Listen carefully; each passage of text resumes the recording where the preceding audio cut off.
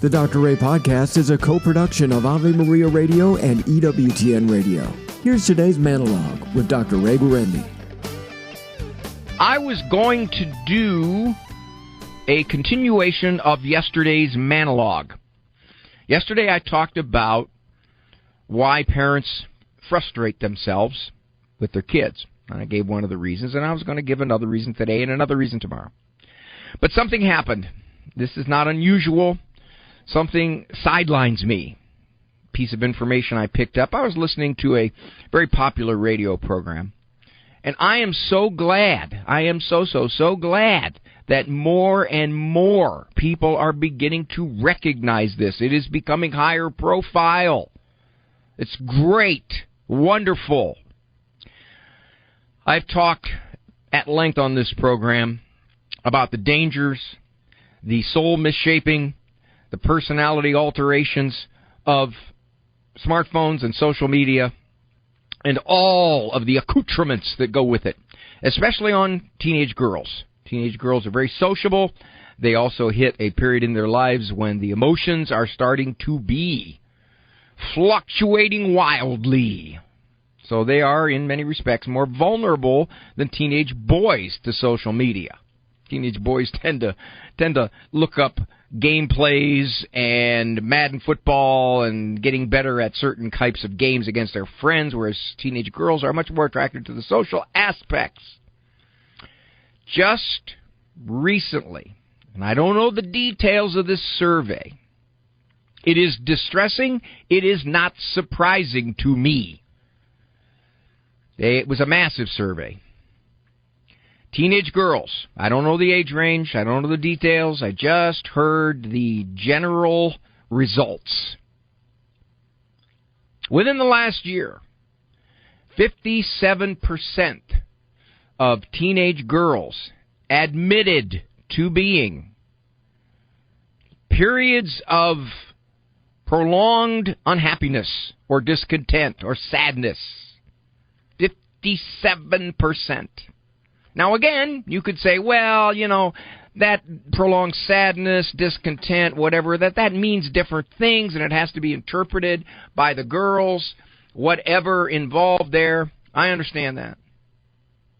But we're talking 3/5. Now, here is the more distressing statistic.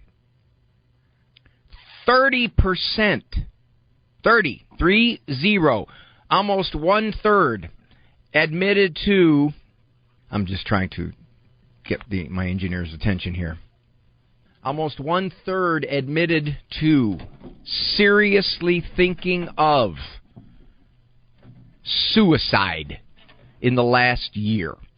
Now one can say, well, seriously thinking, what does that mean? To a teenage girl, if the thought crosses your mind, if on a given day you're terribly unhappy and you think, and I just don't want to go on, would that be seriously thinking? But let's just take half of that. Let's just take 15%. That's 1 in 6. Teenage years, by physiology, are years of zestful energy. You know this. You see a bunch of teenagers at a football game or a basketball game, they're laughing, joking, teasing. This is the natural persona of teenagers. They are not naturally miserable.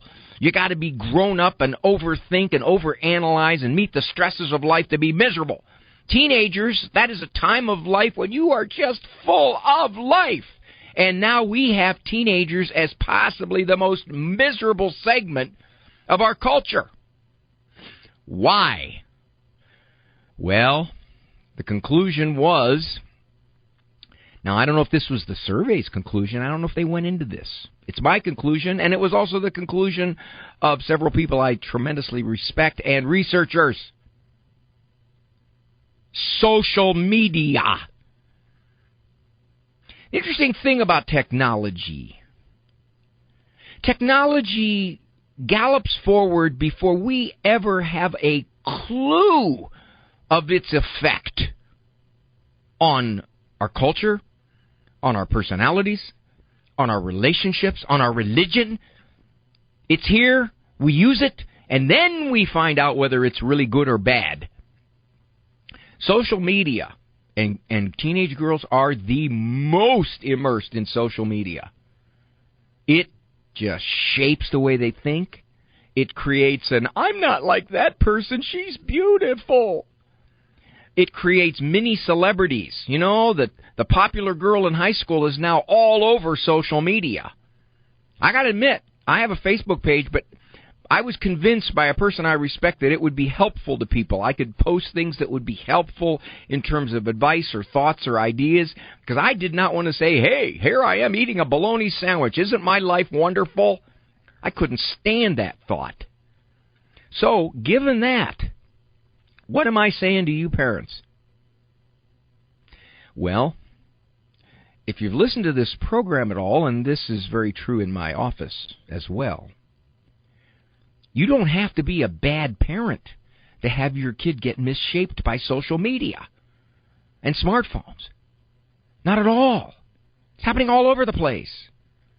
Interestingly enough, these statistics have gotten worse and worse and worse since they started keeping them.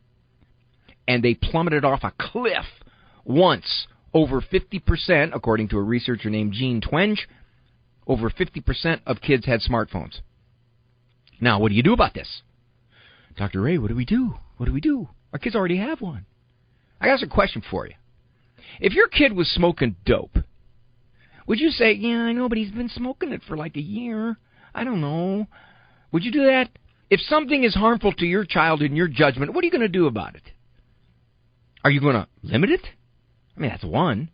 Here's my suggestion for those of you who are raising children who are younger. Delay it. Delay it. 16, 17. But Dr. Ray, this is how they contact their friends. You're not going to have a social isolate because they can't jump onto social media. You have to weigh the goods and the bads, the pros and the cons.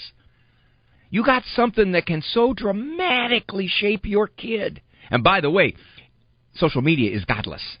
So if you want your kid to keep the faith, the worst thing you can do is put them on social media. Understandably. And it also is at the very forefront of the transgender confusion out there. So, am I fired up about this? You are darn right I'm fired up about this. I'm just watching it destroy our kids. Those of you with the guts and the strength to say, this is not going to happen to my kid, do it. But Dr. Ray, the results, I mean the misery and the sadness and the resentment and the struggle, yes, you'll probably get that. But you're going to get less of it if you don't introduce it in the first place. If you try to back off on it once you've introduced it for 3 years, which many of you have and you know who you are, yeah, you're going to run into trouble. You're going to run into major resistance like you never saw from your kid. But here's part of the problem. You're bullied. You know that? We talk about the bullying on social media. Well, social media bullies parents. Why? Because it's just what they do now, and I can't stand up against it. Who's the parent here? If you decide something is risky to your kid, and it is, the research is without doubt it is. You want another stat? One survey said 90% of adolescent boys ages 11 to 19 have seen pornography. How about that? And every other survey I've seen, it's way up there. So if your kid hasn't, or that you don't know of, which is really the way it is, you're in a very small minority. And people listening to this program, you know you want to raise a kid very different from the culture. You're not satisfied to let your kid go along the cultural flow. You want to raise a God-seeking kid. So if you do, then you're going to have to resist that culture, because that culture is heading in a direction that is designed to confuse your kid. It is designed to make your kid feel miserable. It's designed to make your kid be unhappy at a time when they should be most happy. So, for what it's worth, at the very least, delay. Put certain types of protections on there that cannot be gotten around. Kids are smarter than you are. You know that. They'll get around it. Or they'll use other kids' phones. But you got to delay it. You've got to delay it. You have no other option. I've got adult children that are too focused on social media. They are! Way too much time they spend on social media as adults.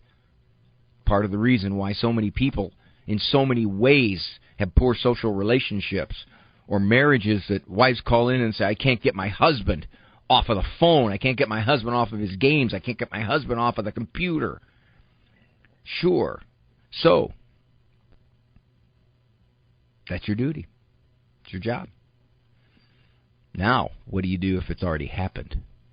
Well, now you're going to have to sit down, if you're married, with your spouse and get on the same page and decide what you're actually going to do about it.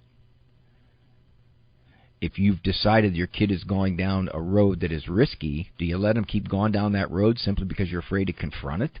Or do you say, well, if I make my moves now, it's going to be ugly. If I don't make my moves now, it's probably going to get more ugly. Sometimes life just comes down to choices, neither of which are real good, but one is less bad. More of Dr. Ray's Monologues can be found on his website, drray.com. Monologues as well as full-length programs of The Doctor Is In can be heard at AveMariaRadio.net and EWTN.com/radio.